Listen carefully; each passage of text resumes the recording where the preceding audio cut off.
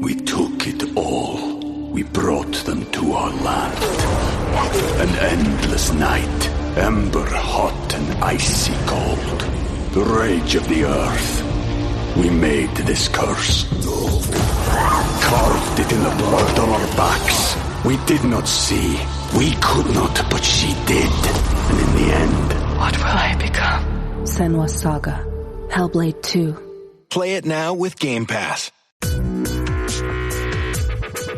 Drink it in, drink it in, drink it in, man. It is picked up by the Lions, coming back right side 25, picks up a block at the 30, at the 40. Drink it in, drink it in. Drink it in, drink it in, drink it in, man. Rolls to the right, Stafford throws deep, got a man out there, end zone, touchdown, Detroit Lions, Marvin Jones.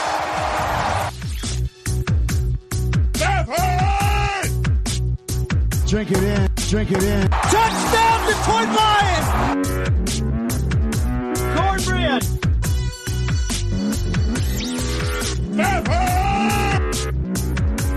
Drink it in, drink it in, drink it in, man.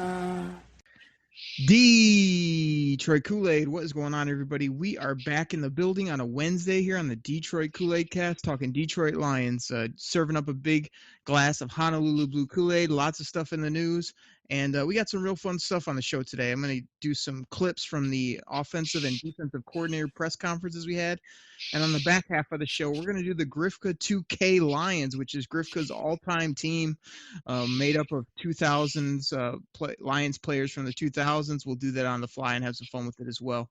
With all that being said, the one and only Grifka, how are you, buddy? Doing good. If you hear a buzzer in the background, that's just my oven. I got some cornbread cooking right now. Kind of looking forward to that. Might be eating some of that later in the meantime. You know, after it's finished up, nothing better than warm cornbread while we do this show. Absolutely, man. That's how we do it here on the show. So let's dive into it, Grifka. A little bit before we got recording here for this for our Wednesday show, word came out that Martha Ford, the queen of the sunglasses hut, has decided to step aside, and this created quite the waves. I mean, when I saw it initially, I was just kind of like, you know, this isn't they're selling the team. This isn't some big thing. It's just being handed down to the daughter who we knew was going to get it anyway. But was kind of surprising, came out of nowhere on a random Tuesday in the late part of June. What are your thoughts about this right off the top? It makes me think there's I don't know if there's something, you know, health-wise with her, because I highly doubt she's like, well, I want to spend more time with my family, or I want to enjoy my retirement years. You know, I don't think that I hope it's not that, you know, that's something. I never wish that upon anybody, but maybe it's time where her family talked to her and said, hey, why don't we, you know, hand the keys over to somebody else and, you know, kind of go from there. I think she still kind of wants to be the figurehead, the face of it, but, you know, stepping aside and letting somebody else kind of take it over. Maybe she's, like I said, I hope it's not something health-wise, but, you know, it's, you know, it just kind of makes me think there might be something in the background. So, Grifsky, you're telling me you're not quite for sure. Yeah, I haven't got my 2:00 call yet because this broke in the morning. So probably tonight I'll get a call like at 2:30 in the morning for my insider down at Allen Park. So, well, Waffle Maker, I hate to do this to you almost every show, but if you do a little bit of homework, you would have already read that Sheila Ford Hamp has already said that her mother is perfectly healthy. There's no issues there. This is a transition plan they've had. You know, it's all part of the big plan. They've been working the last, 4 to 6 years. She's sort of been under the, under her wing per se in regards to this team, you know, in regards to the timing. I mean, she said also that they kind of decided to do it, you know, not early on in the off season where we had draft and free agency to worry about, as well as not, you know, not getting too close to the season. So this is just a formality, in my opinion. I think that to me, the biggest thing that's still the issue is that, it's no problem with the Fords owning it and having billions of dollars and making billions of dollars, but owning a football team for fun. The problem for me is that Rod Wood, the estate owner, is still going to be there. He doesn't know football. You've got Bob Quinn and Matt Patricia fighting for their lives that love and know football. And then you've got like nobody at the top that has ever been with a successful organization. So, I don't have a problem with her being the principal owner. What I have a problem with is, can we get somebody in that's either working with or even above Bob Quinn that has been at a super successful organization, or that can lead it from a team president perspective, or whatever you want to call it, so that we can get more football people in here? Because I heard Matt Derry say this, and made me laugh out loud.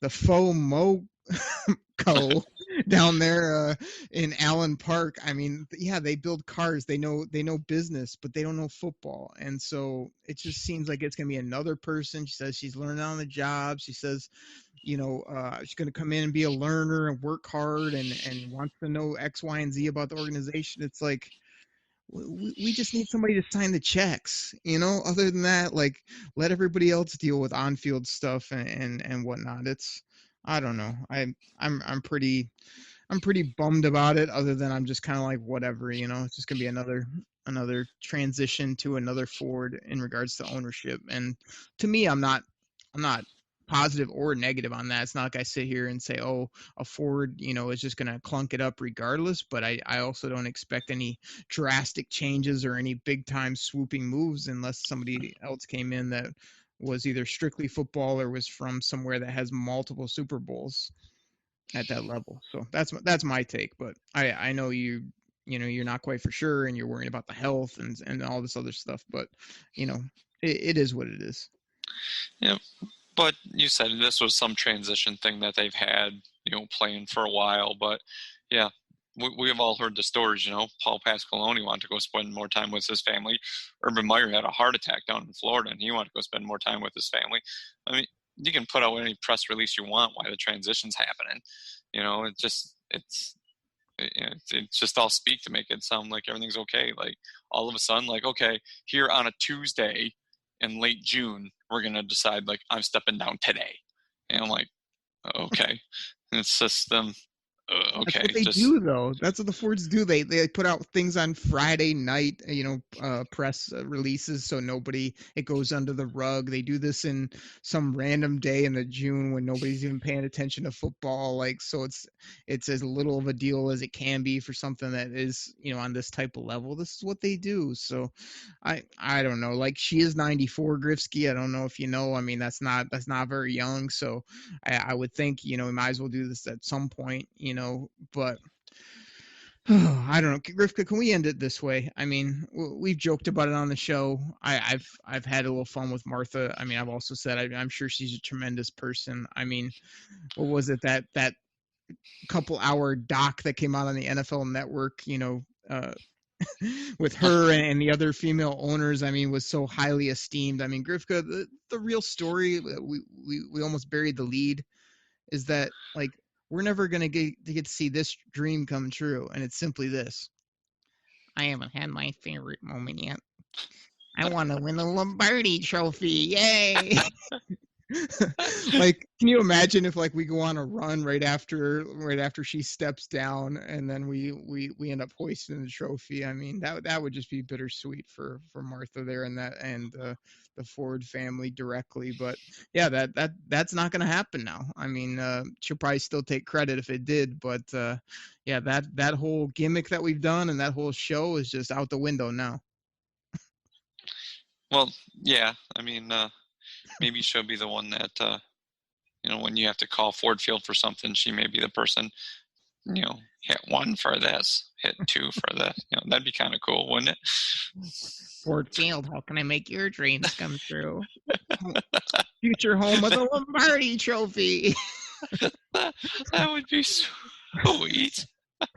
Oh my goodness, Grifko, we got to keep this thing moving, man. We got too much to talk about, but no ownership change, no big deal, but it was kind of a shocking thing that came out a little bit before we got recording here the last day or so.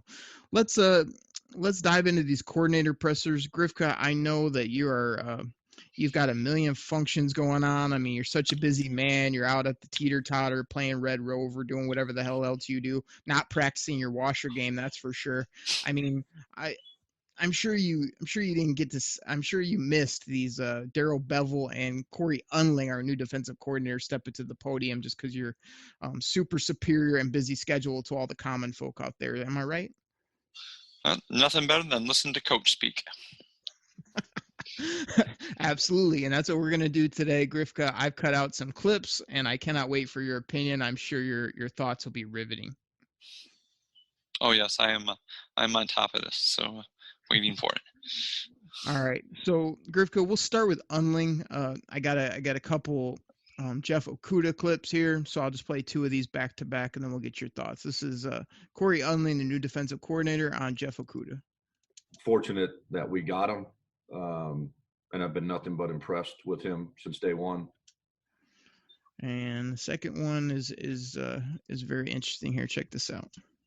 Jeff is driven like few men I've been around in this profession, and I know that, and I can tell that, albeit a Zoom call. I mean, the guy, he's nonstop. I mean, to the point where it's like, Jeff, can we talk about something like, can we not talk about football for like 5 minutes? Can we talk about something else? Like, do you do anything else? Like, what are you doing? That's how he's wired. Grifka, what do you think? Okudah's been your boy. You stood up for him probably because it was one of the few names you knew at the top of the draft. But what do you think about what's coming out about good old CB1 over there? I'm glad that he's focused in. I mean, you always hear, I know that can be some coach speak sometime, but if you have a coach asking a player, it's like, hey man, can we like talk about like what you like to do on Friday nights, or do you like to play Uno or something like that, and he just wants to talk football, I'm pretty happy about that. That's a pretty driven human being, and I'm sure he wants to make the biggest impact that he can on the Detroit Lions. He's not just here like living on his laurels that he had at Ohio State, and with the no pass interference calls, and I'm happy. I'm glad, and I know some people are going to say, well, that's just coach speak. They're always going to say they're going to be happy with their draft pick, but I've said it before, and I've said this things like sometimes like what coaches don't say, and he really gushed about him, so I'm pretty happy about that. Yeah, absolutely, man. I felt the same way. It's just, guys focus driven. And he also said, he's been like that from day one. So it seems real consistent as well. And just that type of no nonsense football player. Okudah, he is on Twitter a bit and has some opinions, but he also is a guy that just, I think Matt Patricia is really going to take to, the guy that, you learn the techniques, get out there and be grimy and play tough both in the run, the pass game, and be a really good football player. So that'll be good to see. He was glad to hear him talked up, no doubt about it. Let's see. Next clip here. He's talking about some of the players they brought in, and he mentions the linebackers. So I thought, what a better thing than to throw this at Grifka. Let's take a listen. I would also say, if you look at the additions at all three levels, from the front to the linebackers to the secondary, I'm excited about all of it. The linebacker group, obviously, we've got some new faces in there, and the guys that we've already have on the roster. That's going to be fun to watch. But at the end of the day, I'm excited about watching the entire thing, all three groups, and see how it comes together. Gotten to know these guys really, really well through these calls and through these discussions. So I can't wait to get back and watch it go down. We'll see what happens. Grifka, linebackers, fun to watch. I mean, must be talking about Jared Davis and company, but we got Jelani Tavai there, who I say will probably be man in the middle. He seems pretty high on other linebackers, which would be Collins coming in. You got Ragland, some of the other players he's seen. What do you think about this? Everybody knows that you love Jared Davis with all your heart and soul. Yeah, fun to watch. He likes them. That clip sounds right there a little more like coach speak to me. I realize he's just he hasn't had a chance to work with any of these guys one-on-one yet. I'm sure he's watched plenty of tape, but to not say kind of like, I really like this way this guy moves. Just say like the whole group's going to be fun to watch. Well, the Three Stooges is fun to watch, and it just, I realize for a different thing, but still, that sounds like a big coach speak right there. That is the how we gonna fit everybody in there for what we need them to do type thing. Still kind of, I guess, placing the puzzle pieces to where it'll fit the defense they want to run. So, I mean, yeah, that could include Jared Davis and, not covering anybody and missing tackling angles, sure. But I think that is going to lean towards more, Jamie Collins and Jelani Tavai and, gosh, whatever slow other-footed linebacker they want to put out there. Your other favorite guy, Christian Jones. Oh, yeah, nothing. He's a great totem pole. Griff, he's excited about the linebackers, man. That's not coach speak. That's him singling out a group and saying, like, these guys have been engaging in the Zoom meetings. They should be fun based on what he's seen on tape and knowing from his however many years of coaching. So that's not just some random answer. He picked out a group and singled them out. Now, they're not your favorite group, so I would hear why you would just, downplay it. But that's not really what I want to talk about. Before we get to the next clip, please tell me and the people you don't watch Three Stooges still, do you? That can't be real. No, I haven't watched them probably since I was a teenager. I don't do slapstick comedy too much anymore. What the heck do you do on this show every time we hit record? I mean, what the heck is that? Yeah, right. Yeah, I'm just. I don't. I stopped watching the Three Stooges a long time ago. That's gonna be a new sound bit next week. Whoop, whoop, whoop, whoop, every time you do one of your ridiculous gimmicks. Oh my gosh. Because speaking of comedy, we got to keep this thing moving. The next one, this is a very short clip, but listen to Undlin just handle his dog who starts barking during a Zoom call. First of all, hey people, can you leave your animals, your kids, anything else that could be annoying outside of a Zoom call for, I don't know, the 10 to 20 minutes that you're probably on a call like this? I mean, does your dog really have to be there? They're going to bark at some point, but listen to Undlin just shut the dog down. I mean, this is, if he can shut down defenses like this or get players to correct their bad habits this quickly, I think we're in good shape. Take a listen. He's an incredible kid. Excuse me. It's my dog in the background.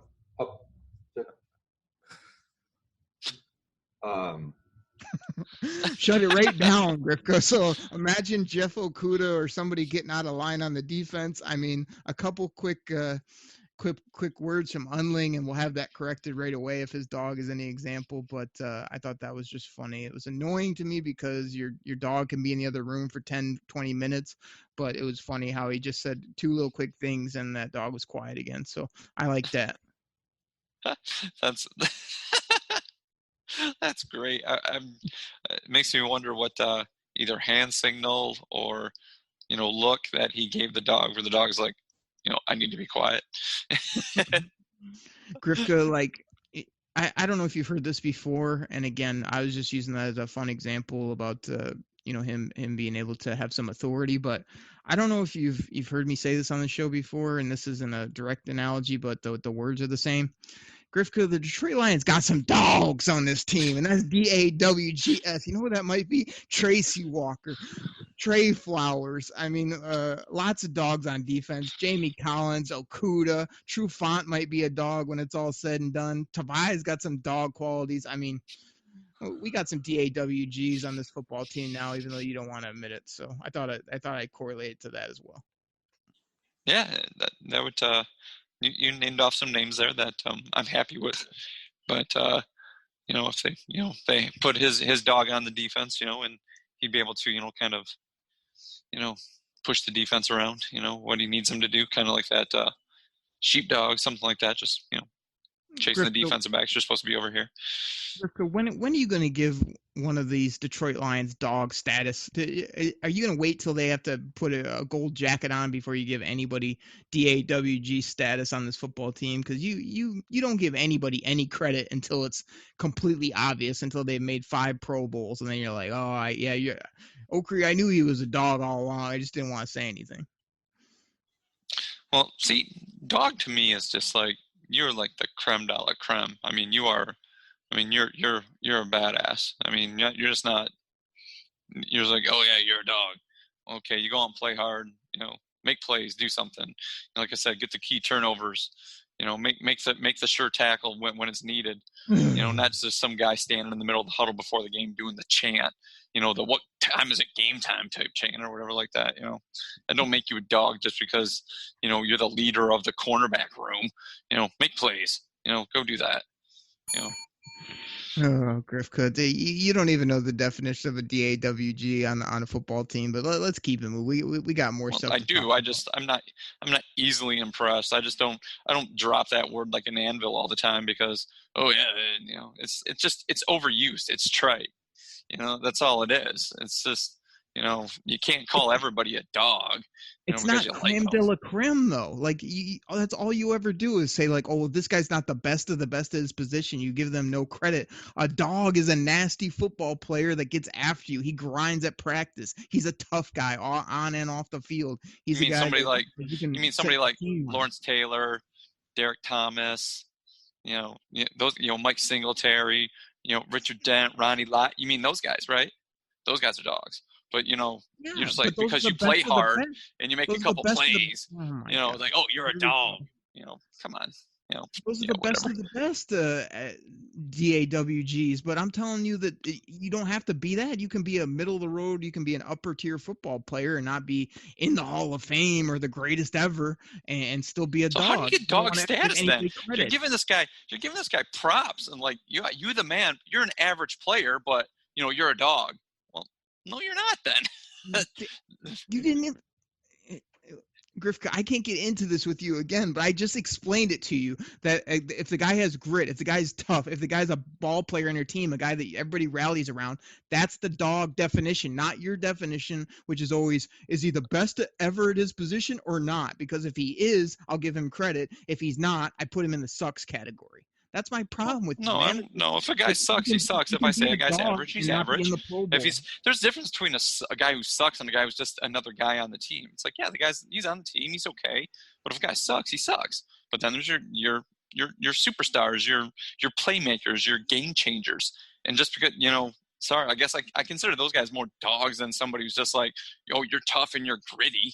I mean, there's plenty of guys who are tough and gritty, and they're sitting on the end of the bench because they're tough and they're gritty, and the coach is like them. Doesn't make them a dog. And there's plenty of good players that aren't dogs. There's plenty of players that are really good at what they do that don't fall in the dog category. Anyway, we're getting off track here. I would like some of those names, by the way. Okay, I could probably pull up tons for you that are really good football players, finesse players that aren't dogs that you would say he's really good. Yeah, Griffin. He's but not you don't think they have the drive to hone their craft to be that great? They didn't become great because they lived on their laurels. There's plenty of guys who make it so far based on talent, and then they get to a certain level. They don't want to work hard, and the people that do want to work hard pass them, and they become great. So that's more so than a guy that's just like, oh, I step on the field, I'm great, and I don't have to work at it. I mean, that's not the pros, man. I don't know what you just said right there, but it doesn't relate to anything I'm talking about. Yeah, it does, because you said there's plenty of guys who are finesse players that aren't dogs. Like, I mean, we're not talking who are you talking about that are finesse players that aren't dogs that you would consider real, great? Those guys became great because they were driven to become great, especially at the upper level of being a pro. There's plenty of guys that get drafted high that don't, that obviously, bust out of the league after their contract's done because, or 4 years in because they weren't as good or they were lazy and they didn't want to become great. They didn't want that dog status, but I guess we just look at it different. We keep going back to dog status isn't how great you are at the end of the day. That's the only thing it goes by. Like the only quick example I can think of. If I look it up in the dictionary, it's not going to say per Derek Like, Oakley, dog status is this. Merriam-Webster is not going to have Derek Oakley's definition of dog. That's the way you call it. That's not the way I call it. It's just two reasonable minds can differ. No, they can't, because these aren't reasonable minds on anything. You want a quick example? The only example I can think of off the top of my head, because I'm doing fantasy stuff right now, is everybody loves Kenyon Drake this year at running back. Kenyon Drake's not a dog, but he's a pretty good running back nowadays in the NFL. You know who's a dog at running back and has been for the past 5+ years? Mark Ingram is a freaking dog at running back. Kenyon Drake is just a finesse. So what makes Mark Ingram a dog? What makes Mark Ingram a dog? Do I have to explain that to you, Rick? Yes, you do, because he's a good running back. He is, but I don't know why he's a dog. That's my question. You gave him dogs. What makes him a dog? And don't say, if you don't know, I'm not going to tell you, because that's a BS answer, and that means you don't know yourself. You just can't give a guy dog status. Well, what makes him a dog? I don't even know why I have to go into this. Mark Please Ingram do. is the epitome I'm sure of a there's some dog. of our listeners that are going to be like, Mark Ingram's not as good as you think he is. I mean, I'm not that. I think he's a good running back. I'm about to break why my are you head. throwing dog status at this? Please, for some of our other listeners as well, because I highly doubt all of our listeners are going to be like, you know what, Derek, you are right. I am on board with you. He is a dog. Oh my gosh, I'm about to Please break my freaking microphone, because first and foremost, Mark Ingram's a big, physical, tough football player. He's no little skinny pass catching running back. That's first and foremost. Mark Ingram's a vocal guy. He's out in the at the podium, as well as in those huddles, getting people going. He's also a type of guy that will jam it up in your face and run you over for 2 yards instead of scoot out of bounds out to the edges.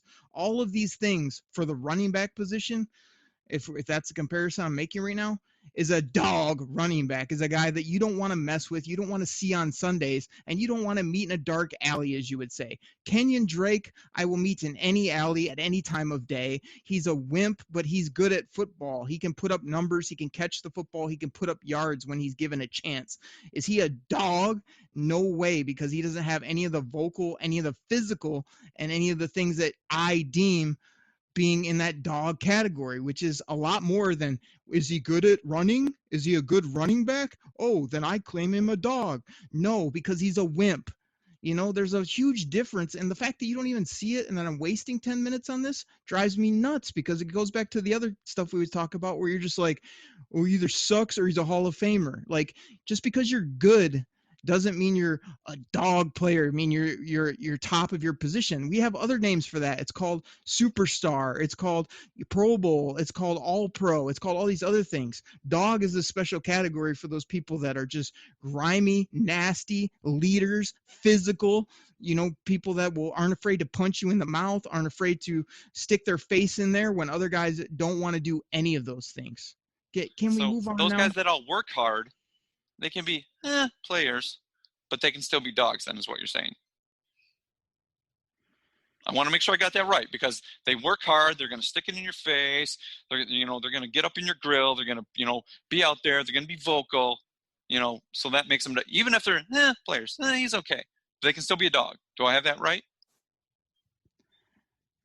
Just wondering. I understand you. Yes, like they can be marginal football players. There's plenty of special teamers. There's plenty of backups that have dog qualities in my book. Now, for you, I know they're not in Hawaii every year, or they're not going to be putting on a gold jacket, so they can't get this type of status. Like, it's just ridiculous to me. Like, you just totally miss the grittiness and the reason they get that tag from me, and instead of they're the best. That's from you. That's your call.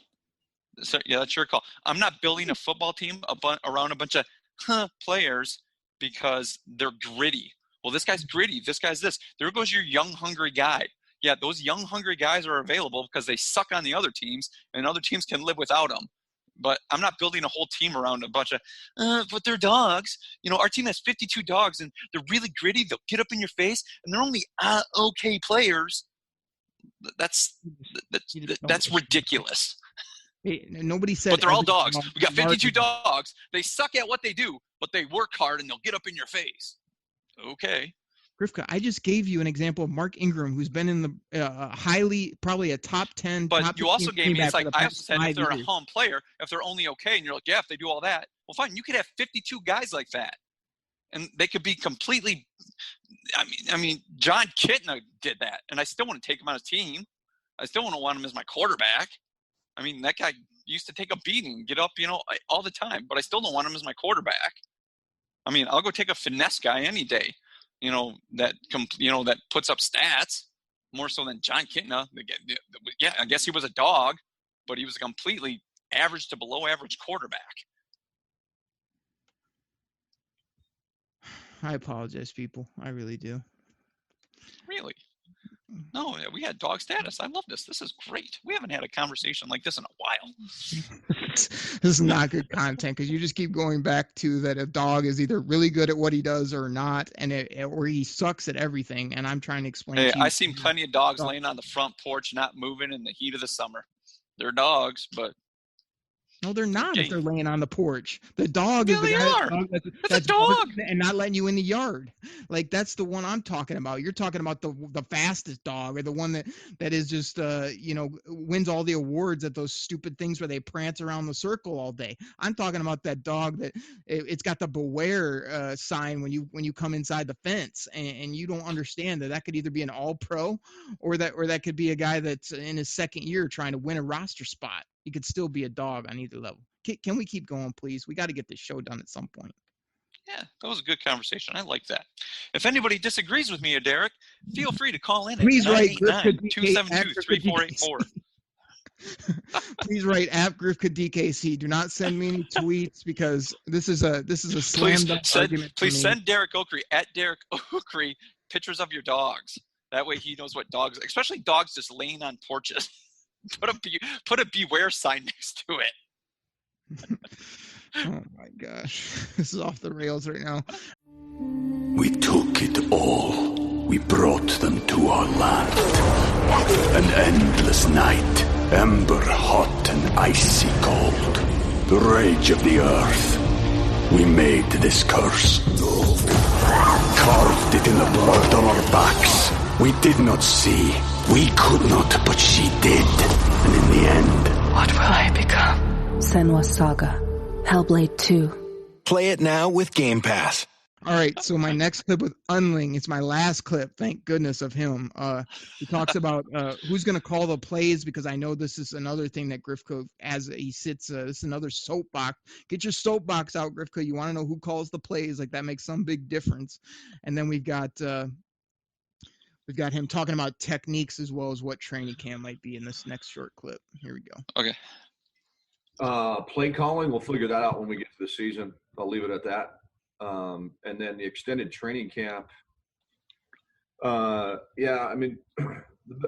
This is just me personally. The biggest thing about OTAs, obviously, you're talking about reps for all the players.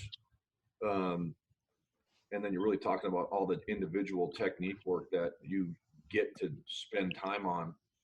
And for me, that's the biggest loss from not being on the field right now, is just the technique work, how to get in a stance, how to get out of a stance, defeating blocks, playing man-to-man press coverage. So the extended training camp, if it does go that way, that would be on Matt to basically detail that out logistically and how we're going to attack that. If it goes longer, if we get more time, I don't know how that's going to look yet. But if you're asking for a positive, that would be the first reaction for me, would be the ability to still have some time and get extra work in from each technique by position, if that makes sense. Griff, does that make sense to you? To me, the interesting part was, these pro coaches put so much emphasis on the minor, minute details that me, you, other people may overlook, the getting out of your stance, the one-step punch, all these little things they do. And that's the biggest thing I learned doing the Pro Football Focus stuff, is there's so many little nuances that you can learn about every little aspect of football that we don't ever even think of. So I thought that was interesting, as well as I didn't have the laugh track ready for when he said, play calling, we'll figure that out when the regular season starts. Well, you might want to figure that out a little bit before, and we already figured it out. Matt Patricia's calling the plays. Grifka, what do you think? You're probably going to repeat my take verbatim. Go ahead. Well, as you were saying your response, I can only think one thing. I agree with you. Nope. Sounds about right. Yep. Like you said, doing the PFF, it's amazing. I've had plenty of friends, even myself. You think, these guys should be knowing this, in high school, college.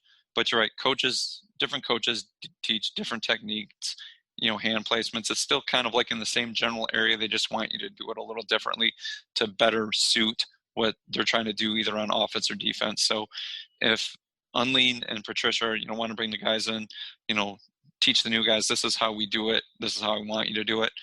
Not being able to get together, even the OTAs, you're really missing out on that. So I totally agree with you on your point of view. Hey, Daryl, how's it going? I'm trying to hit the Grifka bell. Here we go. We get you one more bell before we get to Daryl Bevel. Grifka, let's get into this. We got to go a little bit quicker. This might be a double episode before it's all said and done if you keep trying to argue with me and get me all hot and bothered here in this episode. Daryl Bevel, I thought we'd start off with a little bit of a laugh, too. Good old Tim Twentyman asked the question of all questions, the question that needs to be asked, the question the people are wondering. It's simply this. Hey, Daryl, how's it going? I like the off-season beard you got going on there. Appreciate it. Strong effort. I've never had one before, so it's different for me. Hard-hitting questions by my man Tim Twentyman, actually one of my favorite reporters, unlike the DB or a certain person we will get to here in a few moments. Grifka, again, you haven't seen this because you're too busy with functions. You're much superior than everybody else out there that is a Lions fan, but Daryl Bevel has got a crazy brown beard going, and he's got completely frosted tips hair. Looks like he's been like a freshman in high school. I don't know what's going on with this dude, but I don't know if it's the coolest thing ever or the worst thing ever, but our coordinator is looking a little different these days. Thoughts?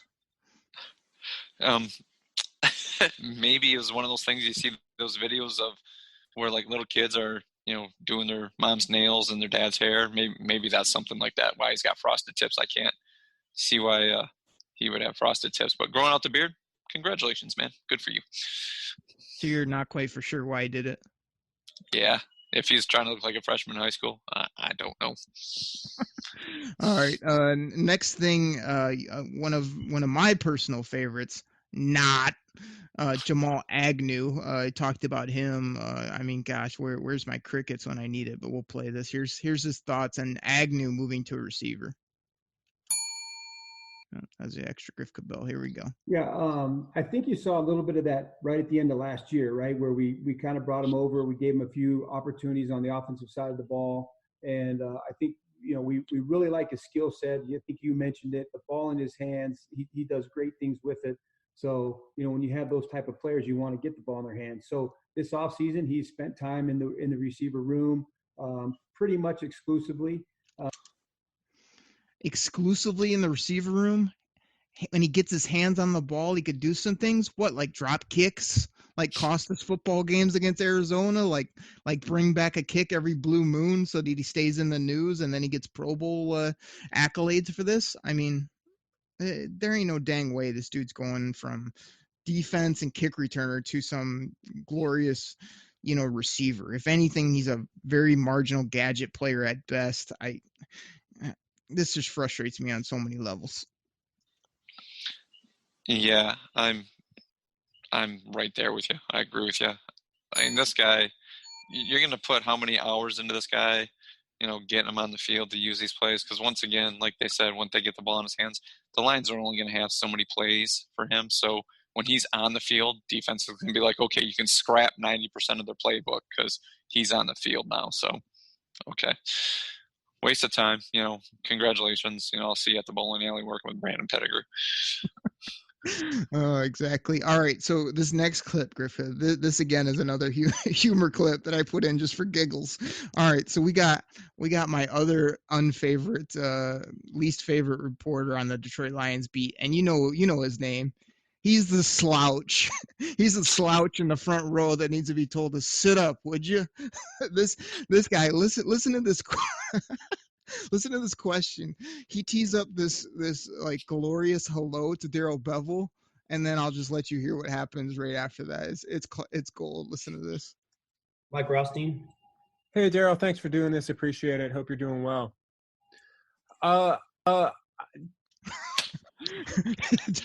Did you hear that glorious retort greeting from Daryl Bevel, or did it sound a little something like this? Griffin, let's wind that back and see if I can help him out with a little bit of sound quality. Let's go back to that for a moment. Let's get that whole intro. Here we go. Mike Rothstein. Hey, Daryl, thanks for doing this. Appreciate it. Hope you're doing well. And I may be wrong here, but I believe that I'm right. Were you around? Oh, we got crickets in here. Oh my goodness. I just thought that was so funny. And the best part is, Griff, if you'd ever listen to these press conferences, the slouch always has a minute, or he has like a 20-second intro where he's got to like thank everybody for everything, like I hope you're doing well, hope the family's safe, I hope you're doing okay in COVID-19. Every question's about COVID-19 or some just annoying topic. So he followed up that amazing greeting where Darrell Bevell just said, would you just get to it already, you freaking slouch? And his question was about Colin Kaepernick.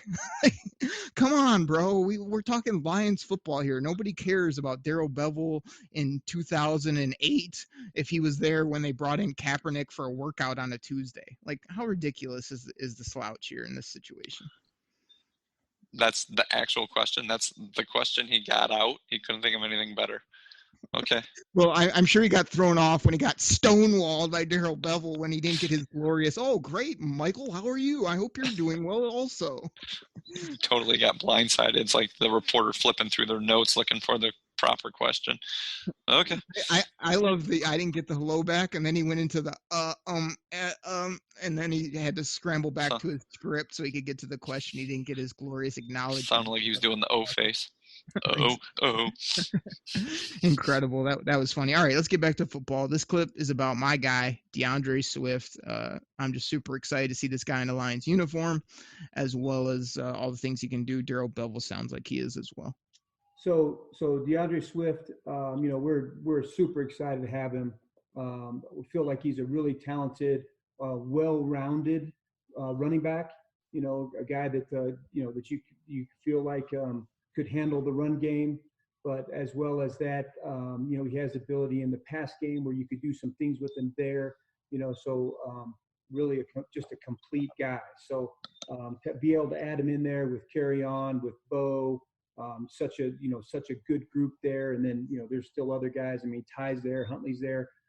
It's going to be just a really competitive room. I think that's what you're trying to do at each and every position, is get the room as competitive as you can. Let the cream rise to the top, and you'll end up with a really good team when you're doing that. So super good player, super talented, and I think you're able to do a lot of things with him. He can handle as much as you want to give him. Grifka, before I kick it to you, the other reason I put in some of these longer clips is because I think more Darrell Bevell and Corey Undlin is better than more of, I don't know, you. But I'm okay with that. I don't have clips like that. I thought it would be a little bit more entertaining for the people. But what do you think about that? He talked about Swift. He even got your boy Ty Johnson in there for 2 seconds, because that's about what he's done in the NFL at this point, is about worthy of a 2-second mention. I think the running back room is better. I don't know that I'd put it in this upper echelon of the NFL, but I think, if Carry On and Swift healthy and Bo possibly as a comparison guy is going to be fun. We haven't had that as Lions fans, so I'm looking forward to that. Yeah, I like how he mentioned kind of the depth that's in that running back room. I mean, you want to talk about a bunch of young, hungry running backs. I mean, that's that room right there. And I think they all kind of realize, I mean, Swift, he's obviously going to do his best to get time, get as much playing time as he can.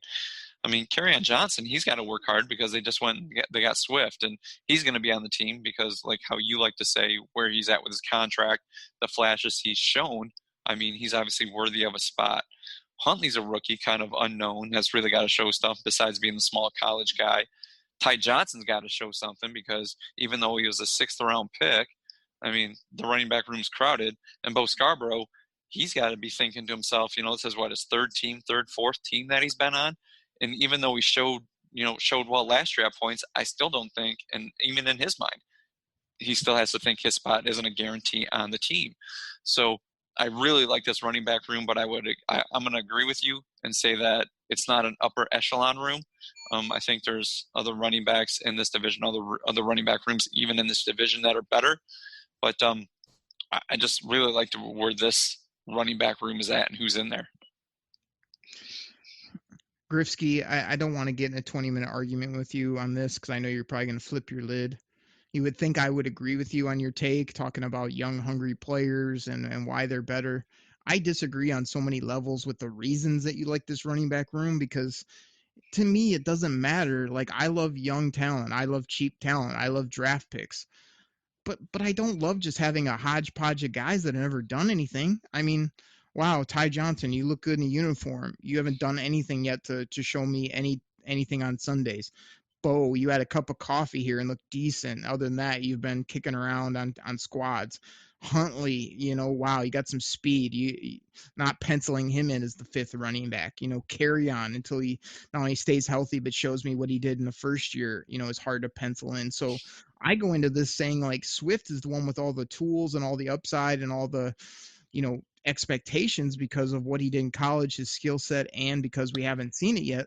These other guys, you start trying to pump them up like, oh, we got great competition. Look at this running back room.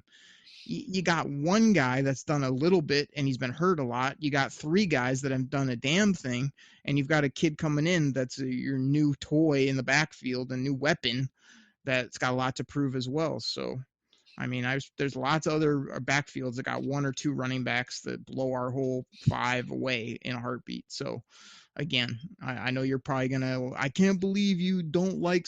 It's just like, yeah, I like upside, I like potential, but I also like guys that have shown me something or have done something, or at least have really explosive upsides rather than, oh, I love Ty Johnson as our fourth running back. You do? Why? I mean, other than what his maybe is, he's got nothing else going for him right now. So that's my take on the running backs. Well, they got a lot to prove and can't be held up as some incredible room until they really start to show more. Yep, I see your point, and you're right. I don't want to get in an argument with you, so we can just move on. All right, the next one we saved our argument for earlier, so we don't need to have another one. Exactly. We got to revisit that one sometimes because you just have no clue still. All right. The next one we won't argue with, and it just happens to be labeled my number 9 clip of the Bevel piece here, and it's let me see here. I don't know. It's about this guy. Stafford! Let's see what Bevel has to say about number 9. Yeah, I just love this guy.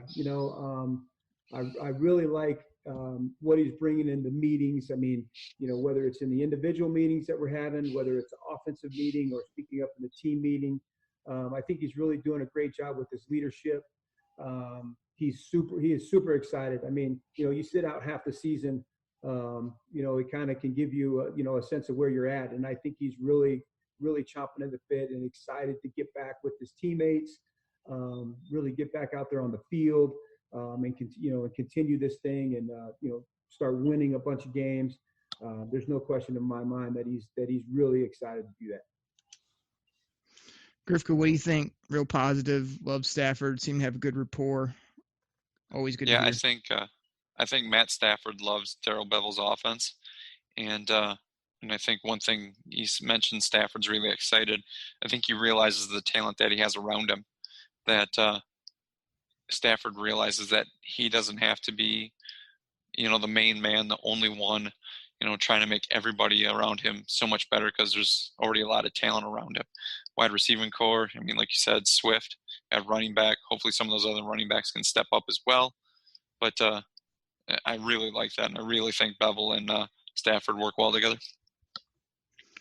Real quick, I just want to say, like, for a while now, we always support Stafford on the show. He's got the most talent we've ever seen, probably as a Lions quarterback. But I know one of my beefs the last few years has been like, when's Matt Stafford going to get a coach that really rides him hard or that, holds him accountable to the nth degree? And I don't think Darrell Bevel is as boisterous, but I do think he's so smart and so accomplished as an offensive coordinator that the respect is there, as well as I think he does probably hold him pretty accountable when it comes to like what he does on and off the field and practice and stuff like that without having to shout him down. And I think that's why it's going to work so well, is that not only is there respect on both sides, but both guys kind of have that same temperament, which is like, like you always hear Stafford's the big leader on the team, yet we never see him call somebody out or yell in the huddle or do anything boisterous really, but he just has that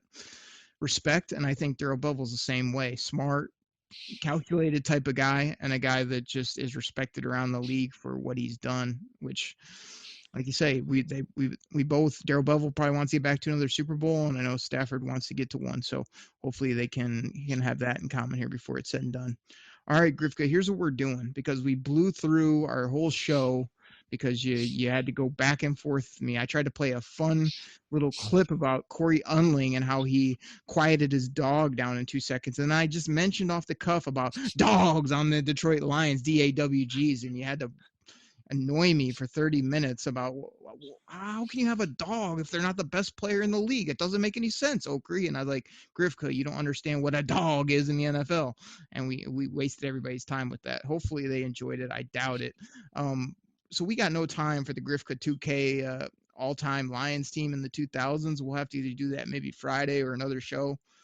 But speaking of dogs, I want to end it with this, a little clip about why Darrell Bevell loves our offensive line. And Grifka, I didn't even get to the offensive dogs on this team, but we got a couple that are coming. And I know, Grifka, they may not be the best offensive guard in the league, or, man, I don't know if that guy's ever going to be in Canton, but we may have drafted a couple dogs, and we might have another one at center position here on this offensive line. Take a listen.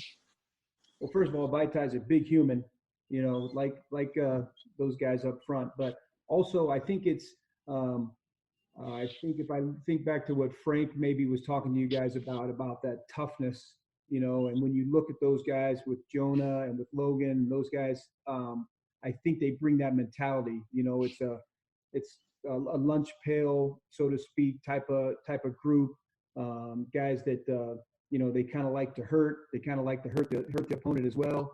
And it's really a mentality. And all you got to do is turn Logan's tape on, and you can see that in him and Jonah as well. Got to talk to Logan about he kind of goes over the top sometimes. I think he had like 14 penalties. So we got to cut that back. But, you like that mentality. I think that's kind of what I'm trying to get across, is you really want those, those tough, nasty grinders, because that's what it is in the run game. It's a grown man's type of game. And, I've always talked on here that that's something that we really want to hang our hat on, and we weren't able to do it as well as we wanted to last year. And so hopefully some of these additions will be able to help us do that. Grifka, before I kick it to you, did Darrell Bevell do a good job of further articulating what a dog or a nasty football player is? It's about mentality. It's about physicality. It's about mindset. It's about hurting your opponent. It's about imposing your will on people. Even if you're not the absolute most physically talented or skilled or top player at your position, you can have all those things and be really good on the offensive line or a safety or a corner or a linebacker or even a wide receiver if you have those type of qualities. You know why, Grifka? Because those are dog mentality type qualities. Go ahead and tell the people whatever you're going to say, but hopefully that helped you out a little bit. Yeah, I'm glad he feels like they've got some offensive guards that will be able to produce and open up, holes up the middle. Seems like the Lions haven't really had that. Like you mentioned, they seemed to have more finesse guys in there before. But like you said, if you have those guys that have that mentality, but if they're not touching the field, like if you can say Stenberg, but if Stenberg can't, get in the lineup and doesn't, pan out, then you got a guy with a mean mentality who took a lot of penalties in college, but he can't touch the field. I mean, I guess he's still dog status because he does all this stuff, but if he's not on the field, is he a dog? Yes. Yeah, because he's laying on the porch like I've seen other dogs do. Okay. No, he's not. First of all, you got to give him a chance to play. Second of all, you're missing the point again that he doesn't have to come in and be all world to still have a dog. You gotta be better than Kenny Wiggins. You gotta be better than Joe Dahl. Oh wait, is Joe Dahl a dog? I mean, dog kind of sounds close. No, but neither of those guys were, because they didn't have, I don't know, do I need to repeat it again? The grit, the mindset, the physicality, the nasty, the hurt people. They were just they were just finesse, okay offensive linemen. They aren't DAWGs. Are you kidding me? All the times we heard "Good job, Joe Dahl." That doesn't make it. Yeah, he didn't say, good job, you're a dog. Good job, Joe Dahl. Congratulations. Good job, Joe Dog. I mean, Joe Dog. I'll let you keep your roster spot for this week, you freaking That's what they need to put out. They need to put like a dog in a Joe Dahl jersey. And that's what they need to sell at Lions games. Look, he's a dog. He doesn't have the status. I mean, we'll finally, one day you'll agree with me on this, and we'll have like an actual where we can look at a player and be like, he's got dog status. You know, I know for you it'll have to be after 4 or 5 years of play. For me, it's like you either have it or you don't. I mean, it's a mentality. It's a way of doing things, not a certain performance level that you have to meet. Yeah. There's dogs that are the best of the best, and there's dogs that are just gritty, nasty. Like the Pistons used to have dogs that weren't starters, but they were just the guy off the bench that would get up in your face on defense. He wouldn't be afraid to fight you if he had to. He helped keep the team together when things were falling apart. Like, I don't know why I have to keep explaining this to you. Are we good? Like we already wasted, or we didn't get to our commercial breaks. We didn't pay any bills. We didn't get to your segment. We didn't do anything today. I don't know. It was kind of fun talking about dogs. I'm trying to think of some of those Pistons now that you mention it. Remember Vinnie Johnson, he coming off the bench, but I mean, Dennis Rodman came off the bench too. Mike James. What's that? Mike James for the 04 Pistons, the little bulldog that would come off the bench. Dog status. Never going to see an all-star. The coolest thing Mike James ever did is when Rip Hamilton goes, "I'm Mike James, bitch." Yeah, exactly. That's he just knew that's something a dog would say. DAWGS. Awesome. That's the greatest thing. I'm Mike James, bitch. All right. Well, I'm gonna have to go back and put in our ads so we can actually keep this podcast going and keep the lights on and pay the bills. We'll get to the all-time team of the 2000s another time because I want to hear your thoughts on that. But that's all I got for the Wednesday show, man. We put some clips in, got your riveting reactions, which since you were too busy to actually watch this or keep up with this football team that you do a podcast on twice a week. But there's only one other question left to ask, Griff, if we can get out of here.